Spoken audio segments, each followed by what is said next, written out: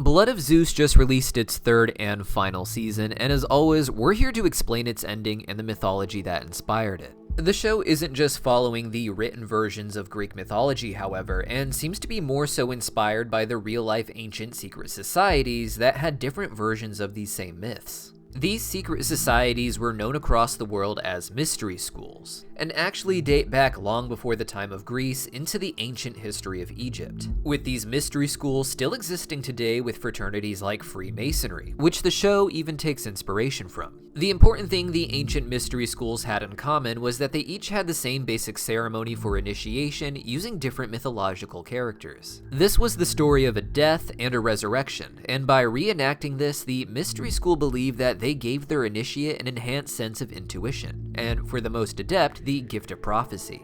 Death and prophecy are the two key themes of Blood of Zeus, with the show ultimately being about how no person can escape their own death, how each person born comes with their own prophesied end.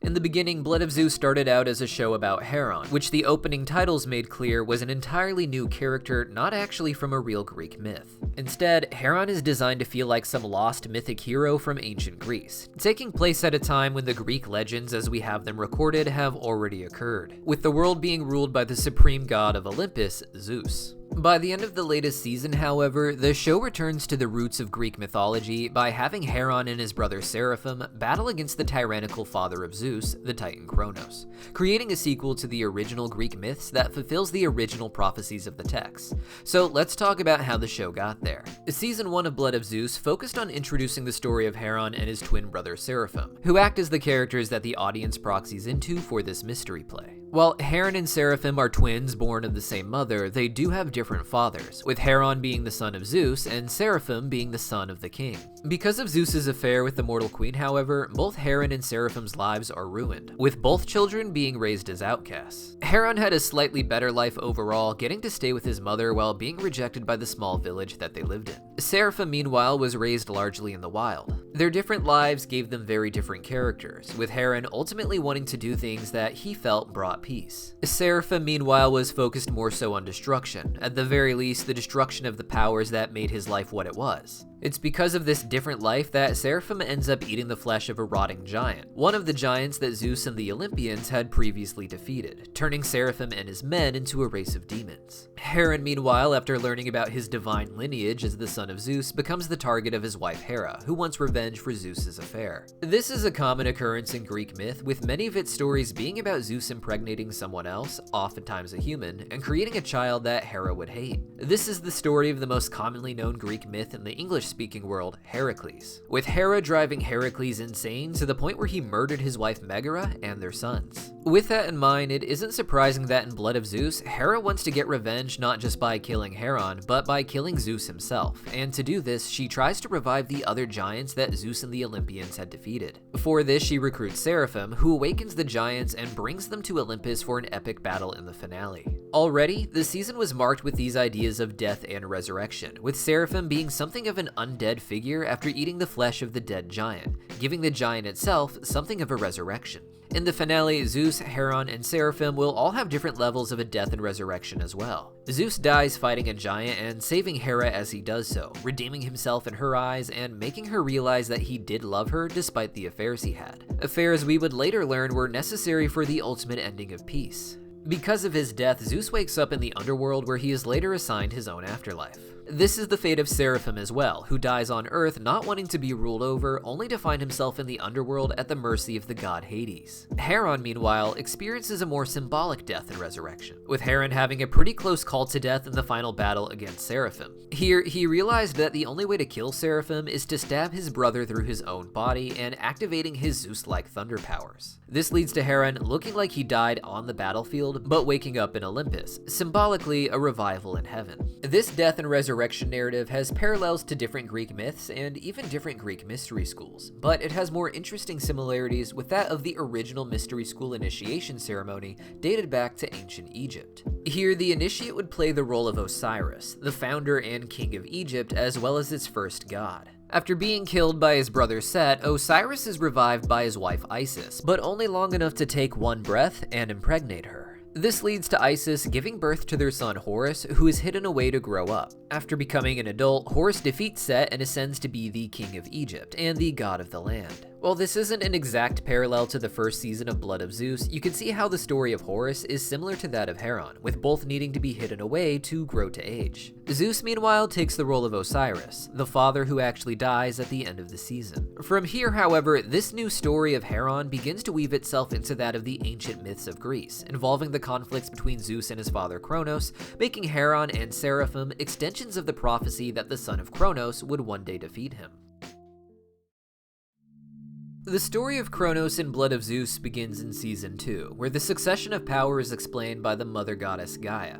Gaia simply translates as Earth, and in Greek mythology, she's the first of the deities to spring into existence, the source from which all living things grow out of. In the show, she's presented as a loving mother who wants peace, but who has to deal with her children and their descendants finding reasons to fight amongst themselves. Gaia's children aren't the Olympians, but the 12 ancient Titans, gods of not just great power, but also great size. Gaia has a sense of prophecy, and one day she foresaw that Kronos will be overthrown by his own children. Because of that, Kronos began to eat his offspring, hoping they would never grow big enough to fight against him. This was upsetting to Gaia, who saw it as a horrifying cannibalization of her own grandchildren, just so that Kronos could remain in control. Because of this, Zeus was hidden away to one day grow big enough to fight Kronos, banishing him and the other Titans to the worst of hells known as Tartarus. With Zeus establishing himself as the ultimate ruler, Gaia granted him the Eleusinian Stone, an object of total power that would give the god wielding it control over the world. With Zeus dead, it was now time for someone else to inherit the stone, and Gaia, as well as Zeus, both wanted that to be Haron. The problem with Gaia's prophecies is that she doesn't know exactly what is going to occur, just that some things are destined to pass. She was sad for Zeus to die in the conflict with the giants, but she allowed it to happen, knowing that she and Zeus both saw a future where a chosen one would bring about the ultimate peace. However, she isn't sure if this is actually Haron, the way Zeus seems to think, and Gaia explains to him that it could also be Seraphim who achieves this goal, even if seemingly for less noble and more selfish reasons. Now, the Eleusinian Stone was not a real object from Greek myth, and instead is a pretty direct reference to the idea of power that one gets by making it to the highest level of mystery school training.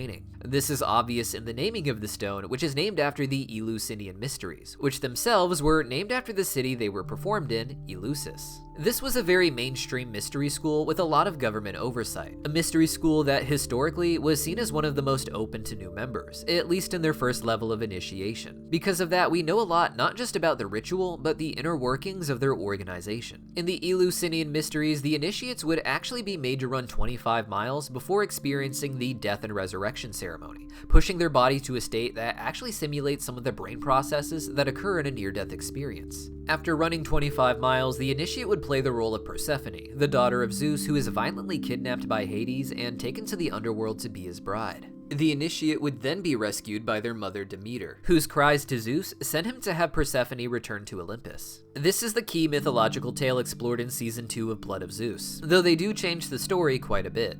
In the show, Persephone isn't kidnapped by Hades, but actually loves him and longs to marry him. In the original myth, Hades tricks Persephone into eating the seeds of the pomegranate because to do so would bind her soul to the underworld 1 month for each seed she ate. In the show, it's actually Persephone who eats these herself to guarantee that she will be able to see her husband when her mother sends to have her return to Olympus. This doesn't just keep her in the life of Hades, who she loves, but also the children she had with Hades who are trapped in the underworld with him. While she does fight with her mother in Blood of Zeus, she also shows love for her as well, and does seem to want to be in her life as well as Hades. What Persephone and Hades really want in the show is to escape the underworld as a whole, bringing their children with them and living in the sun with the other gods. The only way to do this, however, would be for Hades to get his hands on the Eleusinian Stone and its great power. This makes Season 2 a pretty direct parallel to the Eleusinian Mysteries, with the show wanting us to focus on the mystery school version of the story instead of the written myth because of the inclusion of the Eleusinian Stone. Now, with Seraphim being the potential other chosen one who could establish peace, it's Seraphim that Hades uses to try and get the stone for himself. But to receive the stone, both Haron and Seraphim have to enter a place called the Hidden Realm, a protective temple that Gaia once used to hide Zeus and bring him to full age. A myth that is very similar to the one we discussed earlier of the Egyptian god Horus, being hidden away specifically in a temple that is modeled after the mystery schools. Since Zeus took the throne, the temple is used by Gaia to house the retrials that Haron and seraphim had to face to prove that they were worthy of being a divine ruler. The idea of trials or challenges is very common in mystery schools, even beyond the 25 miles that the initiates had to run in the Eleusinian mysteries. Other mystery schools were also known for having tests of intelligence, as well as deadly traps that they had to escape in order to save their own lives while getting initiated. To cement the idea that these 3 trials in this temple are meant to mirror a mystery school initiation, the final trial is even referred to as the Mystery of Forgiveness. It's interesting to note that the Eleusinian mysteries and most traditional mystery schools from the time only had 2 levels of initiation, not 3,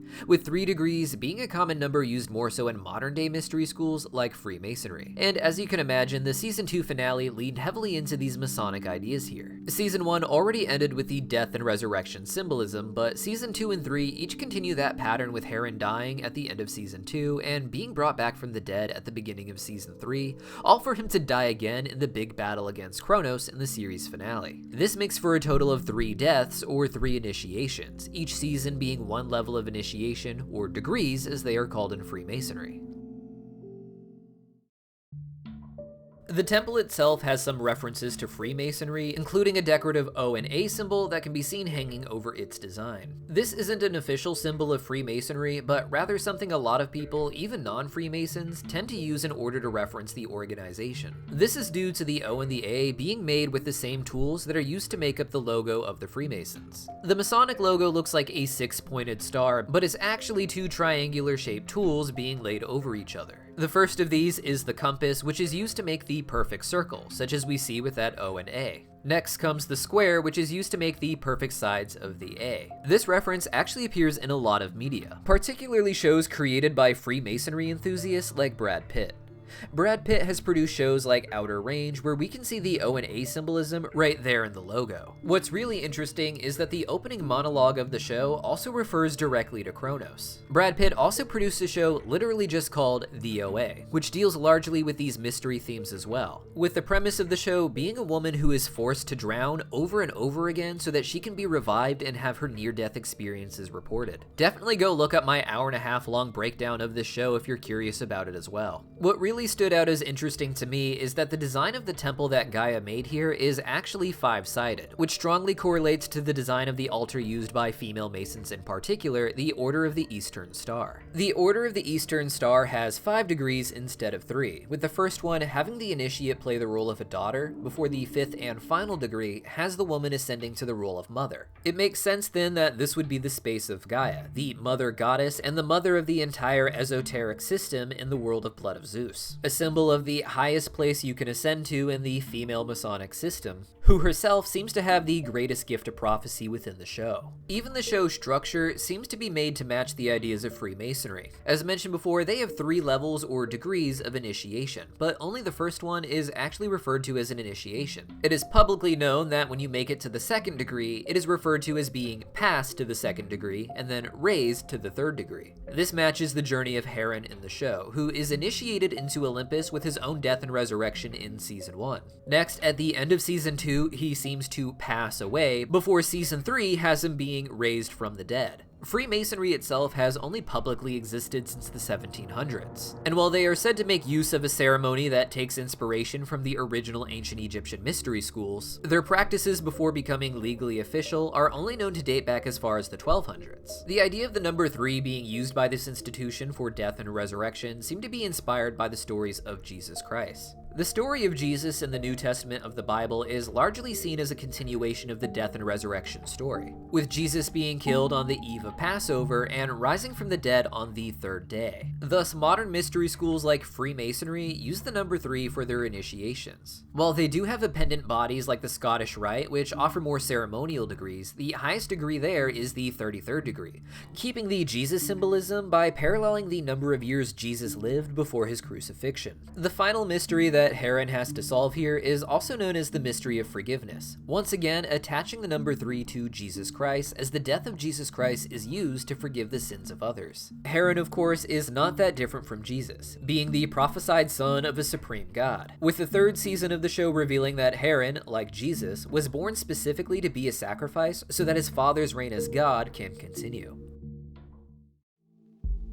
Now, Season 2 ended with Heron being betrayed by Hades after trying to establish peace, leading to a brutal death. In her anger, Gaia invoked the name of the god Typhon, a giant monster who torments the Olympians.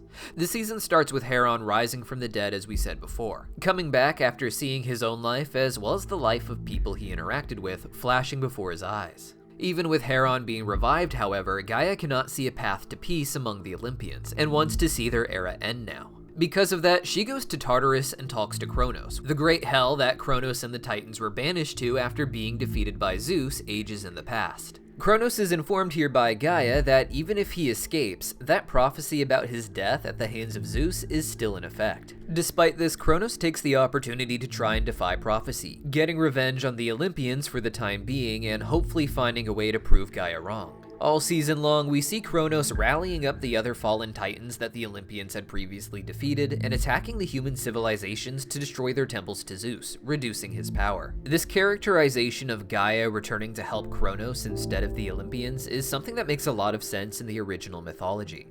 Gaia is Greek for Earth, and we typically like to see Mother Earth as a wise spirit who has all of the answers, hence her sense of prophecy in the show. But in the show and even the original mythologies, her allegiance yo-yos back and forth because of this. What Gaia wants as Mother Earth is peace on her planet. And while Kronos is a prisoner at the time of the show because of his heinous crimes, it's important to remember that in the earliest Greek mythologies, Kronos was a hero to Gaia in particular, and a ruler of a great golden age that Zeus has never been able to replicate. This is clear in the earliest written Greek accounts of Gaia, the 8th century text Theogony. Theogony translates as genealogy of the gods, and as the name suggests, this is a history of the entities that all came from Gaia as the first manifestation in existence. From the nothingness, Gaia emerges, and it's she who creates her husband Uranus, the sky. Blood of Zeus doesn't show us Uranus, but alludes to him being a horrible person, with it being explained that even he was spared the fate of being erased in the abyss, indicating that he was someone who might have actually deserved it, and at the very least, the most evil entity known to the gods. In Theogony, Uranus is the mate that impregnates Gaia with the gods, but he forces them to live inside of her, causing her great pains,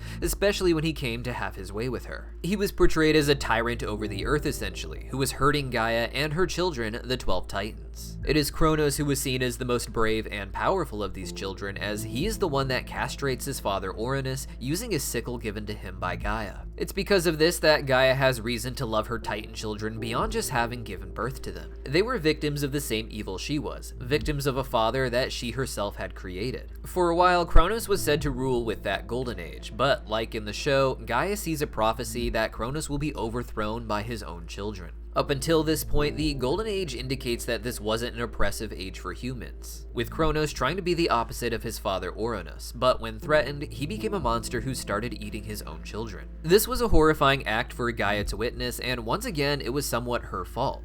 She had told Kronos the prophecy, likely wanting him to self-sacrifice in some way, to step aside as opposed to truly being overthrown. But in the end, it was her own actions of revealing the prophecy to Kronos that led to him being a monster. It's because of this that she didn't just hide Zeus away like we see in the show, but in Theogony, she actually gives the Olympians the information they need to finally defeat and overthrow their parents. Despite this, Gaia gets mad at the Olympians when they banish the Titans to Tartarus, which is considered the very worst of the hells, the second worst fate in existence after being thrown into the abyss within blood of Zeus. The reason Gaia gave the Olympians this information was not just to defeat Kronos, but with the hope that the Olympians would go easy on the Titans. She didn't even want the Titans to get away scot-free, but just wanted some level of mercy, if not forgiveness. The Olympians didn't do this, however, and that is why she actually first created the monster Typhon. While the Olympians would defeat Typhon as well, Typhon didn't actually die, and was just sealed beneath the earth like we see in the show, always there to be a threat hanging over the Olympians' heads until they stopped taking it seriously.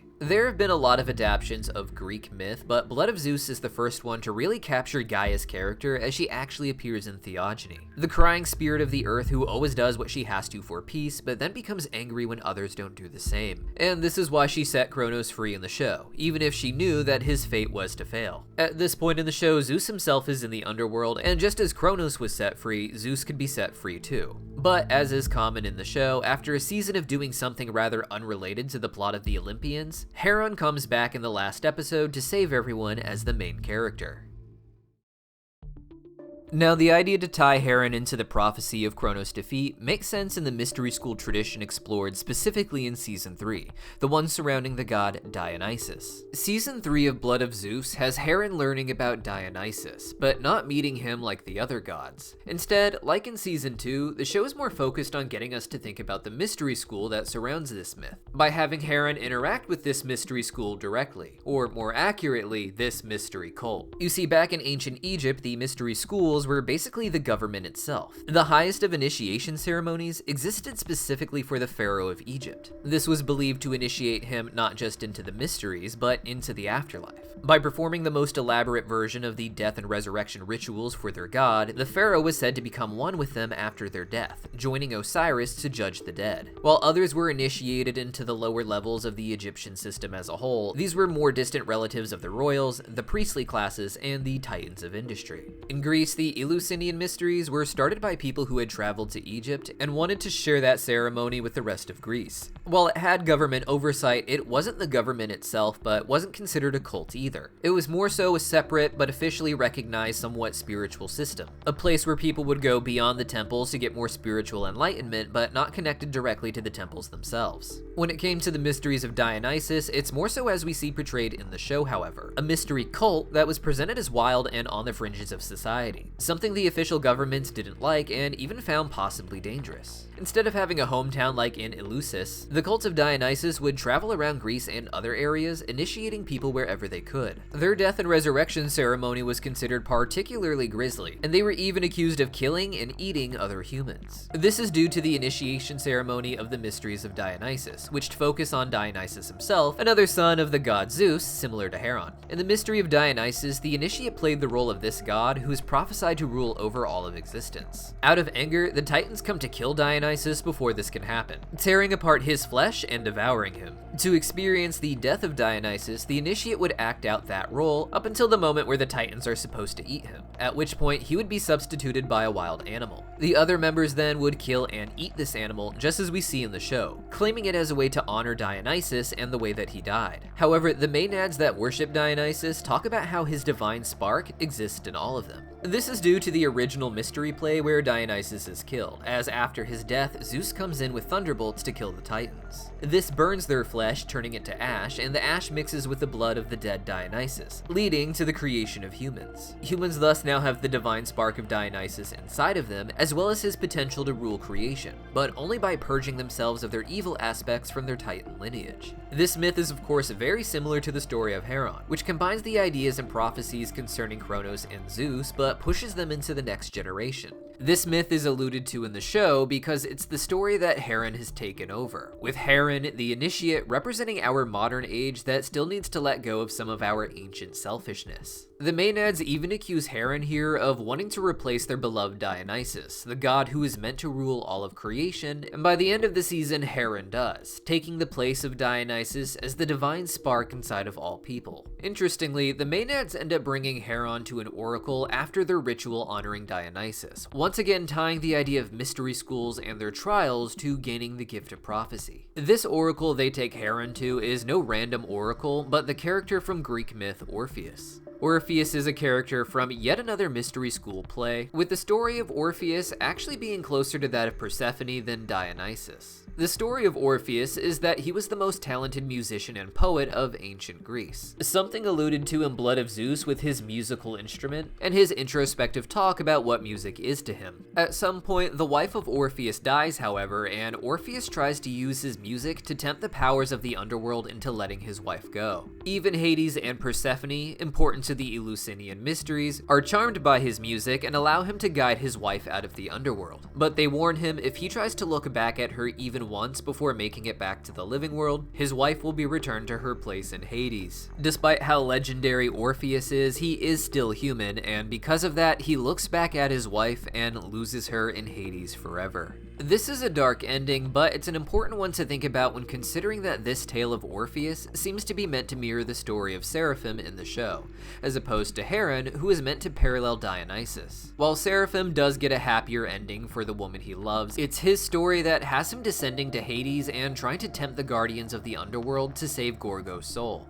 Haron, meanwhile, is the one prepared as the sacrifice to be torn apart by Titans, much like Dionysus. In the original myth, it was Zeus and his siblings who were being eaten by the Titans so that they couldn't overthrow them. And the mysteries of Dionysus just confirmed that that story of the Olympian gods was the story of the people themselves. People who were destined to rule all of the world one day, but only after they properly let go of the toxic traits that came from the civilizations before. The visit with Dionysus in the Maenads in episode 5 is used to point to these themes being a part of Haron's story. How he will eventually die at the hands of the Titans, but how afterwards, as Zeus explains, it is Haron's spark that will live inside of humans. When it comes to the death of Haron, however, he had to be shaped for this sacrifice. It wasn't like with Kronos, who would just eat his children, but Zeus had to make sure that Haron wanted to die in the right place at the right time. To do this, he actually in many ways had to mislead and cause pain to Haron. Instead of letting him live the royal life of a prince, or even just a happy person among his village, Zeus gave Haron the most humble life possible for him and his mother to barely scrape by.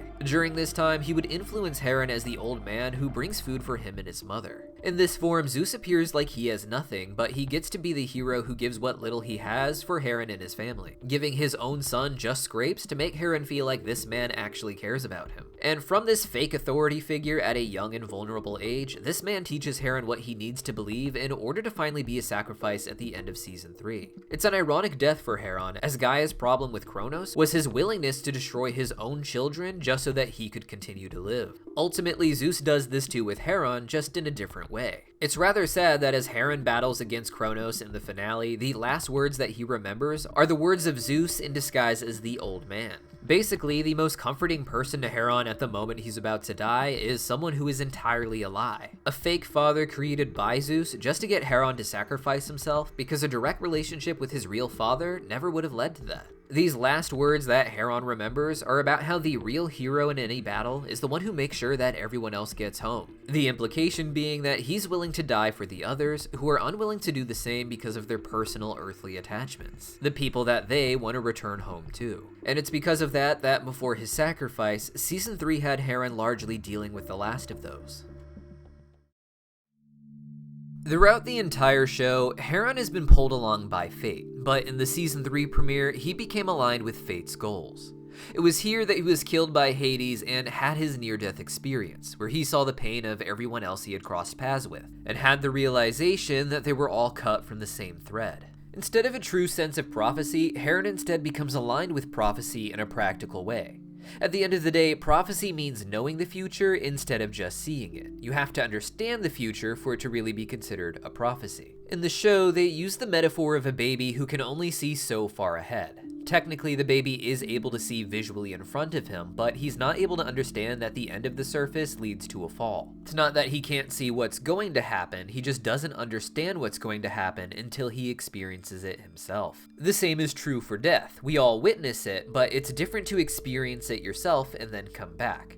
To die and then somehow to return to your body means now having the understanding that you will die in that same way again, possibly very soon. And that leads to a very different outlook on life. Even today, people who have near-death experiences are reported to have changes very similar to Haron in season 3. Not just the flash of life before their eyes, or seeing the pain that others lived as well, but also the sudden desire Haron has to abandon his previous duties and focus on trying to help others. After season 2 had Haron building up the idea that he wants to be a leader among the gods, season 3 has him abandoning this entirely in order to help Seraphim, the last person he had made a promise to before his sudden death and return. Since coming back, Haron could find a way to heal himself beyond just trying to help Seraphim. But having actually experienced death, the only thing that matters to him now is trying to experience a good death. And in trying to do right by Seraphim, Haron is just brought back to Kronos for the final battle. Despite all this drama for Haron to become a sacrifice, the sacrifice doesn't make him the chosen one that Gaia described previously, as Haron's sacrifice doesn't deliver some sort of climactic final blow that defeats Kronos. In the end, Seraphim is the one who becomes the chosen one, but it's only because of Haron himself and the sacrifice that he's willing to make. In the final battle, Seraphim was ready to side with Kronos or take his deal to have more time with the woman he loved. The only connection he had outside of that had become Haron, the person he had initially fought against, but who was now his greatest ally. It's Haron who convinces Seraphim that they can save her soul entirely by fighting against Kronos instead of aligning with him, even if Haron can't kill Kronos himself. It's because of the original prophecy and its focus on Zeus that Kronos was unable to realize how someone could tangentially lead to his defeat with a sacrifice. Kronos refused to sacrifice himself for Zeus, even if it could have led to a greater future. But Haron was willing to give up his entire life just to be a mere distraction. His death on the battlefield looked meaningless, but it's only because of his distraction that Hermes was able to steal the item necessary to bring Zeus out of the underworld, so that he could rally up his brothers to hold down Kronos, and finally Seraphim could deliver the final blow. It's easy to see how Seraphim and Haron are both really the chosen ones in this scenario, with that title going to Seraphim because he's the one who technically ended the battle. But it goes beyond just the fact that Haron had to sacrifice himself for Seraphim to do this, as the two are really the ones who shaped each other to be what they needed to be for this final battle. This is important in the mystery school traditions and with something that Zeus even mentions in the show. The idea that some level of conflict and struggle does have to exist in order for peace to eventually be attained. What Haron and Seraphim actually are to each other are the forces that shaped each other into what they needed to be for destiny to occur as it had. In the end, they were both sacrifices by fate. Two entities set up in an amazing situation that had them fighting against each other in a way that brought them back together for the story's end. Finally, with the end of the show, it's time to talk about its final death and what exactly that meant. The show, of course, explored different levels of death, such as dying in the physical body but continuing in the afterlife, down to the idea of being wiped out by the abyss as a sort of final death. For Haron, however, his sacrifice goes well beyond him being allowed into the Elysian fields, and instead, his death more so reflects the ideas of the ancient mystery school traditions. For his sacrifice, Haron is given the honor of being a constellation in the stars, a shape given to him to inspire humans to be more like him. But at this time, Zeus also claims that the divine spark of Haron is now inside of humans. This is similar to what we said earlier about Dionysus, who in the show is said to be a divine spark that exists in humans, just as he is in the real mystery play. You see, deep in the past, people groups had the belief that their ancestors would go on to join each other in a very specific star or constellation. The worship of gods themselves were originally the worship of ancestors, and we see that in the Greek theogony, where we see that the genealogy of the gods and their conflicts is more so a representation of early human civilizations and the wars between their peoples. This is why so many of the gods and so many of the different cultures are associated with a planet or star or constellation. This is especially true of our most important gods, such as Zeus, who is of course known also as Jupiter, and his father Kronos, who is of course also known as Saturn. In ancient Egypt, this death and resurrection ceremony wasn't just to give the person a heightened sense of power, but as we described before, your soul was supposed to join Osiris in the afterlife, joining him in the duty of judging the souls of the dead that are meant to return to the earth or go beyond them to the heavens. Osiris himself was seen as equivalent with Ra in Egypt, the god of the sun. And for each culture, this ceremony was meant to connect you with your own ancestor spirit, each associated with their own stars or constellations. When these gods themselves are said to die in their higher spiritual realms, they are depicted as going to a world beyond where even the gods as we know them exist, a place where you return to that divine unity that Haron described at the start of season 3. And from here, this is where the human souls are said to descend from, and to which we are all meant to return. If you've made it this far, you must really be a fan of the show or Greek mythology, so either way, thanks for watching. And if you want more Greek mythology in animation, consider checking out the playlist we have on all of the different Greek mythology cartoons. We recently put out a huge video talking about the Disney Hercules movie, but we also have a video about Atlantis that has gained a lot of traction, as well as our breakdown of the other show inspired by Greek mythology, the indie animated series God School, and even our previous videos on Blood of Zeus, which go even deeper on the symbolism of characters like Seraphim.